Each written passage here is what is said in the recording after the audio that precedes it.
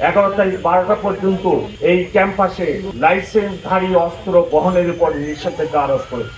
গত 1 মাস যাবৎ সমন্বয় করে এই নিরাপত্তা ব্যবস্থা গ্রহণ করা হয়েছে এবং ওনাদেরকে আমরা সবসময় পুলিশি কার্যক্রম অবহিত করে রাখছি। ঢাকা মেট্রোপলিটন পুলিশের প্রদত্ত ক্ষমতা বলে আমি আজকে রাত 8টা থেকে 11 তারিখ 12টা পর্যন্ত এই ক্যাম্পাসে লাইসেন্সধারী অস্ত্র বহনের উপর নিষেধাজ্ঞা আরোপ করেছে। আজকে রাত 8টা থেকে 11 তারিখ দুপুর 12টা পর্যন্ত যাদের লাইসেন্সধারী অস্ত্র আছে ওনারা এটি ক্যারি করতে পারবেন না। এই নিষেধাজ্ঞা আমি ঢাকা মেট্রোপলিটন পুলিশ অর্ডিন্যান্সে যে ক্ষমতা প্রদত্ত আছে আমার উপরে অর্পিত দায়িত্ব আছে সেই দায়িত্ব বলে প্রদান করব। আমার বিনীত অনুরোধ থাকবে যারা ভোটে অংশগ্রহণ করছেন ভোটার অথবা অন্য যে কেউ যেন কোনো কারণে আইন হাতে উঠিয়ে না নেন।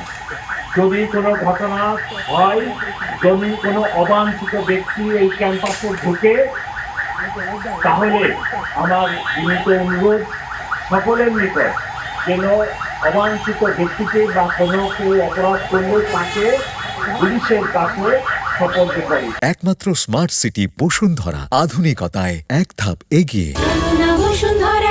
এই ক্যাম্পাস পুরা নিরাপত্তা চাদরে ঢাকা আছে। যেখানে কোনো ছোটখাটো কোনো কিছু যদি হয় অতি নিকটেই পুলিশ পাওয়া যাবে।